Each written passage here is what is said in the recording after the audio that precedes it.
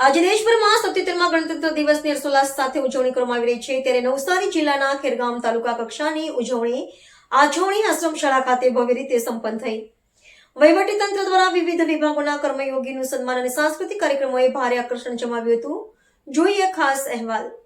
આજરોજ 77મા ગણતંત્ર દિવસની ઉજવણીના ભાગરૂપે ખેરગામ તાલુકાના તાલુકા કક્ષાની ઉજવણી આછોણી આશ્રમ શાળા ખાતે કરવામાં આવી। તાલુકા વહીવટીતંત્ર વતી પ્રાંત અધિકારી શ્રી BL મહાલાએ તિરંગો ફરકાવ્યો હતો। સદરુ ઉજવણીમાં તાલુકા પંચાયત પ્રમુખ શ્રી રાજેશભાઈ, મામલતદાર શ્રી ભાવેશભાઈ, તાલુકા હેલ્થ ઓફિસર પ્રજ્ઞેશભાઈ, તાલુકા પ્રાથમિક શિક્ષણાધિકારી મનીષભાઈ, તાલુકા પંચાયત અને તાલુકાની વિવિધ કચેરીઓના કર્મચારી અધિકારીશ્રીઓ તથા ગામના સરપંચ અને આગેવાનો ઉપસ્થિત રહ્યા હતા। સાંસ્કૃતિક કાર્યક્રમમાં આછોણી આશ્રમ શાળા, આછોણી બંધાળ ફળિયા પ્રાથમિક શાળા, ખેરગામ કોલેજના વિદ્યાર્થીઓએ દેશભક્તિ અને સાંસ્કૃતિક નૃત્ય રજૂ કર્યા હતા। વહીવટી તંત્ર વતી ઉત્કૃષ્ટ કામગીરી કરવા બદલ તાલુકા પંચાયતના ખુશ્બુબેન પટેલ, સિનિયર ક્લાર્ક, શિક્ષણ વિભાગના હેતલબેન પટેલ, શિક્ષક આરોગ્ય વિભાગના સુમિત્રાબેન પટેલ, આશા કાર્યકર પોલીસ વિભાગના અમિતભાઈ પટેલ, મહેસૂલ વિભાગમાં રીતેશભાઈ પટેલ, ICDS વિભાગમાં રેખાબેન તલાવિયા મુખ્ય સેવિકા અને પ્રશસ્તિ પત્રો આપી સન્માનિત કરાયા હતા। મામલતદાર કચેરીના ઓપરેટર રીતેશભાઈ પટેલને SIRની ઉત્કૃષ્ટ કામગીરી કરવા બદલ સન્માનિત કરાયા હતા। આછોણી ગામના માજી સૈનિક શ્રી પ્રવીણભાઈ મનરભાઈ પટેલનું પ્રાંત અધિકારીએ શાલ ઓઢાડી સન્માન કર્યું હતું। આછોણી ગામના વિકાસના કામો માટે સરકારશ્રી તરફથી ₹5 લાખના ચેકને સરપંચ શ્રીને એનાયત કરાયો હતો। ગણતંત્ર દિવસની ઉજવણીના પ્રસંગે પ્રાંત અધિકારીશ્રીએ બંધારણના મૂલ્યોનું જતન કરવાનું અને દેશના વિકાસમાં ફળો આપવા માટે જાહેર જનતાને આહવાન કર્યું હતું। સ્વદેશી બંધારણથી દેશના નાગરિકોને મળી ઇન્ડિયન ઇન્ડિપેન્ડન્સ એક્ટ બ્રિટિશ સંસદમાંથી પસાર થતાં ભારતની સ્વતંત્રતા સુનિશ્ચિત બની હતી અને સત્તાના હસ્તાંતરણ બાબા સાહેબ આંબેડકર હતા।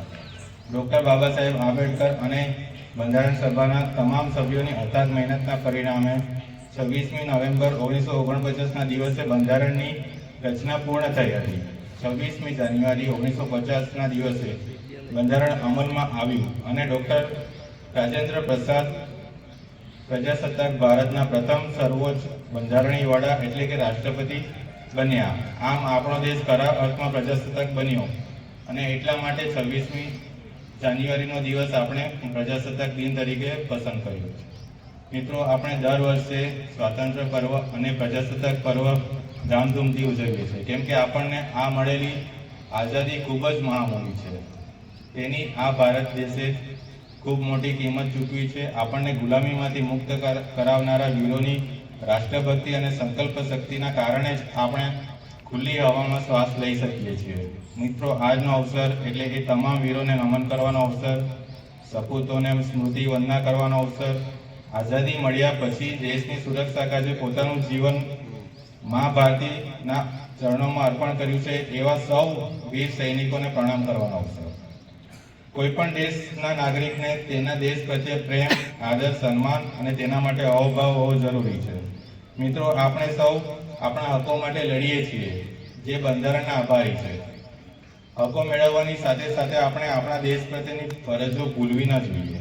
ભારતના સંતાન તરીકે આપણે આપણી રાષ્ટ્રીય સંપત્તિને નુકસાન ન પહોંચાડીએ, દેશના વિકાસમાં યથાયોગ્ય ફાળો આપીએ, દેશની પ્રતિષ્ઠા તેના સાર્વભૌમત્વને હાનિ પહોંચે તેવું કોઈ પણ કૃત્ય ન કરીએ, દેશની એકતા અને અખંડિતતા જળવાયેલી રહે તેવા સતત પ્રયત્નો કરીએ। મિત્રો, સ્વતંત્રતા મળ્યા પછી આપણે વિકાસના નવા શિખરો સર કર્યા છે। ભારતની આ અવિરત વિકાસ યાત્રામાં ગુજરાત રાજ્યનો પણ સિંહ ફાળો રહેલો છે।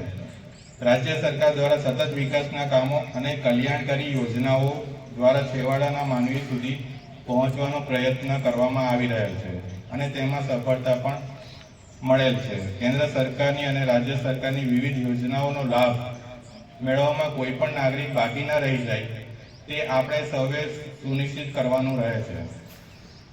ભારત દેશ આજે વિશ્વની પ્રથમ હરોળમાં બિરાજમાન બન્યો છે અને વિકાસશીલ રાષ્ટ્રમાંથી વિકસિત રાષ્ટ્ર બનવા તરફ અગ્રેસર થઈ રહ્યો છે। ચાલો આપણે આજના ગૌરવવંતા દિવસે આપણા મહાન સ્વાતંત્ર્ય સેનાનીઓ અને તેઓની શહાદતને યાદ કરીને ભારતને વિશ્વના ફલક પર સર્વશ્રેષ્ઠ સ્થાન અપાવવા તેઓના સપનાના નવા વિકસિત ભારતની પરિકલ્પનાને સાકાર કરીએ। ફરીથી અત્રે ઉપસ્થિત સૌને આજના પ્રજાસત્તાક દિનની ખૂબ ખૂબ શુભેચ્છા। જય હિન્દ, જય ભારત, જય જય ગરવી ગુજરાત। છે